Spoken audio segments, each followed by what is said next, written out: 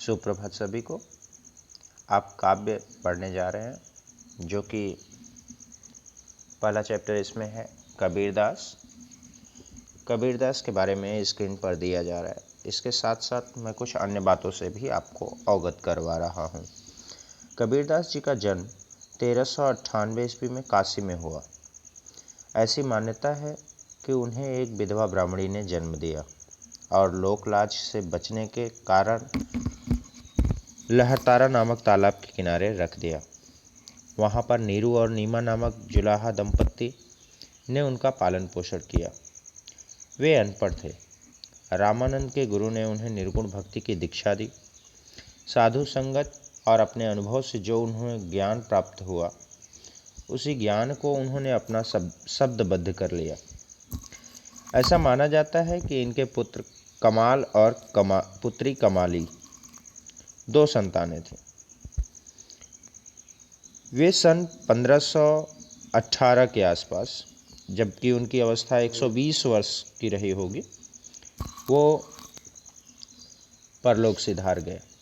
उसमें भी किंवदंती है कि उन्होंने एक कुप्रथा जो कि सदैव से चली आ रही थी कि मगहर में मरने वाला नरक का गामी होता है, उस प्रथा को लोगों को इंगित करने के लिए कि नरक में मरने वाला भी मगहर में मरने वाला भी नरकगामी नहीं होता, इसलिए वो अपने अंतिम दिनों में मगहर चले गए और वहीं पर उनकी मृत्यु हुई। कबीर की सभी रचनाएं कबीर ग्रंथावली में संकलित हैं। बीजक, रमैनी और सबद नाम से उनकी 3 काव्य संग्रह हैं। साहित्यिक विशेषताओं की तरफ अगर देखा जाए तो कबीर मूलतः संत थे। उन्होंने निराकार ईश्वर की प्राप्ति पर बल दिया और उन्हीं की भक्ति की। उनका विश्वास था कि सच्चे प्रेम और ज्ञान से ही ईश्वर मिल सकते हैं। उनके लिए नाम स्मरण और गुरु शरण दोनों आवश्यक हैं। उन्होंने गुरु को ईश्वर से ऊंचा स्थान दिया। उन्होंने नारी और माया दोनों का प्रबल विरोध किया। ये दोनों साधक को उसके पथ से हटाते हैं अथवा हटाने का प्रयास करते हैं। कबीर प्रचंड विद्रोही थे। वे किसी पाखंडी, धूर्त या वेशधारी को देखकर क्रोध से भड़क उठते थे। उन्होंने मूर्ति पूजा, तिलक, माला आदि बाहरी पाखंडों का डटकर विरोध किया। वे हिंदू और मुसलमान दोनों में एक ही ईश्वर का निवास मानते थे। कबीर की भाषा शैली भी की बात बार बार की जाती है। कबीर की भाषा अनमोल खिचड़ी थी, बेमेल जिसे कहा जा सकता है। उन्होंने राजस्थानी, पंजाबी, अरबी, फारसी, गुजराती आदि शब्दों का मिला जुला प्रयोग किया।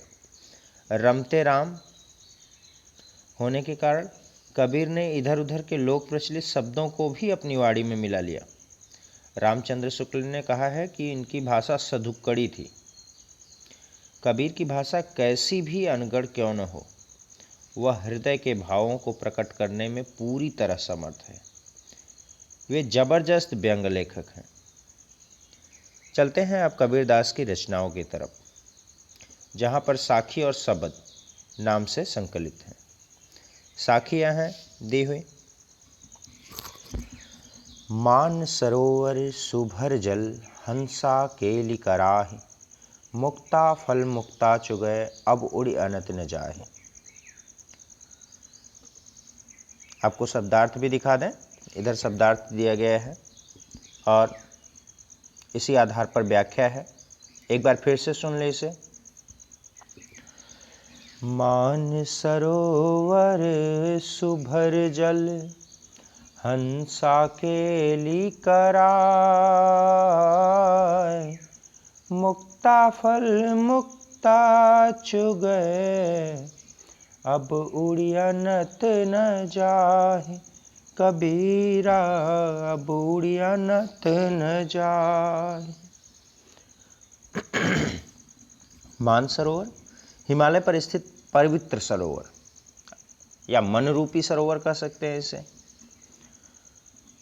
में हंसों का जोड़ा, हंस होते हैं उज्जवल सफेद रंग के। तो हंसों का जोड़ा वह साधक के रूप में हो गया। केली अर्थात क्रीड़ा, मुक्ता फल मतलब मोती, मुक्ता मतलब मुक्त होकर चल विचरण करना, आजाद स्वच्छंद, अनत अन्यत्र या और कहीं। तो मन रूपी सरोवर में आत्मा रूपी साधक जब मुक्ता फल मोक्ष की प्राप्ति, मुक्ता फल को प्राप्त कर लेता है तो कहीं अन्य उड़ करके जाने की उसकी कामना नहीं होती, अर्थात कहीं अन्यत्र जाने की उसकी कामना नहीं होती। दूसरा पद है, प्रेमी ढूढ़त मैं फिरौं, प्रेमी मिले न कोई, प्रेमी को प्रेमी मिले, सब विष अमृत होय, कबीरा सब विष अमृत होय। पुनः शब्दार्थ पर आते हैं, इधर है दिया हुआ, आप लोग कहीं नोट कर लीजिए ताकि स्पष्ट रूप से आप उसके बारे में जान सकें। प्रेमी कौन? प्रभु भक्त। प्रभु भक्त को ढूंढता फिरता है, प्रभु भक्त को, भक्त प्रभु को ढूंढता फिरता है, लेकिन उसे प्रभु की प्राप्ति नहीं होती। और जब उसे सच्चे प्रेमी के अर्थात प्रभु की प्राप्ति हो जाती है तो समूचा विष जो है अमृत के रूप में परिणत हो जाता है, अमृत के रूप में बदल जाता है। फिर से एक बार सुने, भक्त ईश्वर की तलाश करता है, प्रेमी प्रेमी को ढूंढता है, आत्मा परमात्मा को ढूंढता है, और जब कोई प्राप्त उसे नहीं होता, किंतु जब उसे परमात्मा की प्राप्ति हो जाती है, जब आत्मा को परमात्मा की प्राप्ति हो जाती है, जब प्रेमी को सच्चे प्रेमी की प्राप्ति हो जाती है, तब समूचा विष, उसके जीवन की सारे दुर्गुण, सारी बुराइयां अमृत के रूप में बदल जाते हैं, सुख के रूप में बदल जाते हैं, सुख के रूप में परिणत हो जाते हैं। अब तृतीय पर आते हैं, तीसरी साखी। हस्ती चढ़िए ज्ञान को सहज दुलीचा डार, स्वान रूप संसार है भूकन दे झकमार। शब्दार्थ आपने देखा ही है, एक जगह नोट कर लीजिए ताकि वो स्पष्ट रूप से आपको दिखाई दे। हस्ती चढ़िए ज्ञान को, हस्ती मतलब होता है हाथी, सहज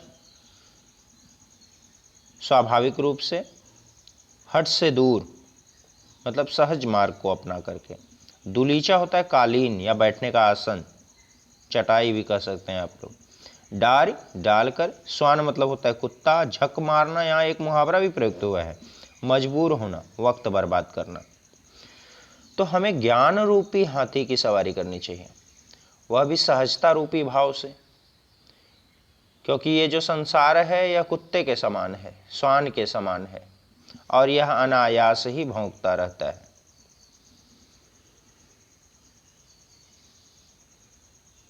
तो हमें ज्ञान मार्ग को अपनाना चाहिए।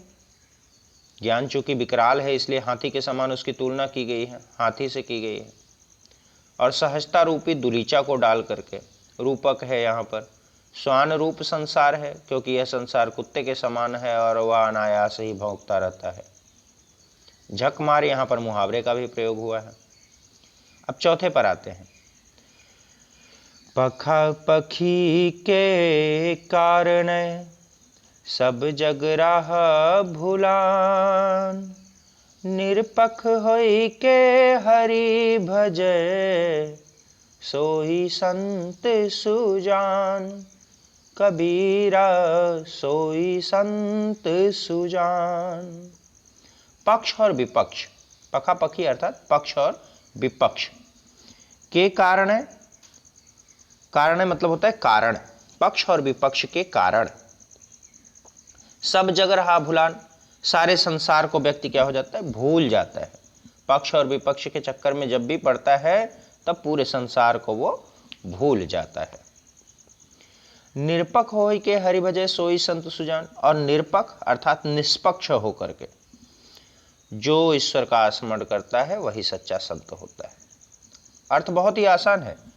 पक्ष और विपक्ष के झमेले में प्रपंच में न पड़ करके, या पक्ष और विपक्ष के प्रपंच में जब व्यक्ति पड़ा रहता है तो सारे संसार को वो भूल जाता है, और जैसे ही वह निष्पक्ष हो करके हरि का, भगवान का, ईश्वर का, परमात्मा का, परम ब्रह्म का स्मरण करता है, वही सच्चा संत कहलाता है। एक बार पुनः सुने। पक्ष और विपक्ष के कारण व्यक्ति सारे संसार को भूल जाता है, और जो निष्पक्ष होकर के ईश्वर का भजन करता है, कीर्तन करता है, स्मरण करता है, वही सच्चा संत होता है। अब पांचवें टॉपिक पर आते हैं। पांचवी साखी है, हिंदू मुआ राम कही, मुसलमान खुदाय, कह कबीर सजीवता, जो दूह के निकटी न जाय, कबीरा दूह के निकटी न जाय। हिंदू राम का स्मरण करता है। देख लो, यहीं पर व्यंग कर दिया कबीरदास जी ने कि हिंदू राम का स्मरण करता है, राम राम कह करके मुए जा रहा है, मरे जा रहा है, और मुसलमान खुदा के चक्कर में पड़ा हुआ है। लेकिन कबीरदास जी कहते हैं कि सच्चे जीवन को तो वही जीता है जो दोनों में से किसी के निकट नहीं जाता, अर्थात न राम का स्मरण करता है न खुदा का नाम लेता है, वही सही जीवन जीता है, पूर्ण जीवन को प्राप्त करता है। अर्थ बड़ा ही सरल है और व्यंग्य भी है, इसीलिए उनको व्यंग्यकार कहा गया था। व्याख्या में आपने स्टार्टिंग में देखा, उनको व्यंग्यकार भी कहा गया था। अभी आते हैं छठे पर। काबा फिरी काशी भया, राम ही भया रहीम, काबा फिरी काशी भया, राम ही भया रहीम, मोट चून मैदा भया, बैठी कबीरा जी। तो देखिए यहां पर काबा है, आप सभी परिचित होंगे इस शब्द से। काबा मुसलमानों का प्रसिद्ध तीर्थ है और काशी हिंदुओं का प्रसिद्ध तीर्थ है। जहां पर उनका जन्म हुआ था उस जगह को भी उन्होंने व्यंग में नहीं छोड़ा। राम ही भया रहीम, राम और रहीम दोनों एक हिंदू और मुस्लिमों के देवताओं के नाम हैं। तो मोट चूनी मैदा भया, बैठ कबीरा जी, जिम पर मत जाइएगा, थोड़ा ध्यान से सुनिएगा। काबा फिर काशी भया, तो मुसलमानों का जो प्रसिद्ध तीर्थ स्थल है काबा, वह काशी के रूप में बदल गया और राम रहीम के रूप में हो गए। जो मोट है अर्थात जो भेद है, मोटा है, चून चूने को कहा गया है, तो भेद इन लोगों का समाप्त हो गया। और ऐसे ही अभेद रूपी आटे का सेवन करने के लिए कबीरदास जी करें, जहां पर काबा काशी के रूप में बदल जाए, राम रहीम के रूप में बदल जाए, ऐसे ही अभेद्य रूप, अभेद जिसमें कोई भेदभाव नहीं है, ऐसे ही मैदे का, आटे का सेवन करने के लिए कबीरदास जी करें। जीम मतलब होता है सेवन करना, भक्षण करना या खाना, उसी को अपनाना। अभी आते हैं सातवें पर। ऊंचे कुल का जन्मिया, जे करनी ऊंच न हो, सुबरन कलश सुरा भरा, साधु निंदा सोई, कबीरा साधु निंदा सोई। शब्दों पर आ जाइए, शब्दार्थ पर थोड़ा सा देख लीजिए। अभी चलते हैं। तो ऊंचे कुल का जन्मिया, मात्र ऊंचे कुल में ही जन्म ले लेने से व्यक्ति ऊंचा नहीं हो जाता। जे करनी ऊंच न हो, जब तक कि उसके कर्म ऊंचे न हो।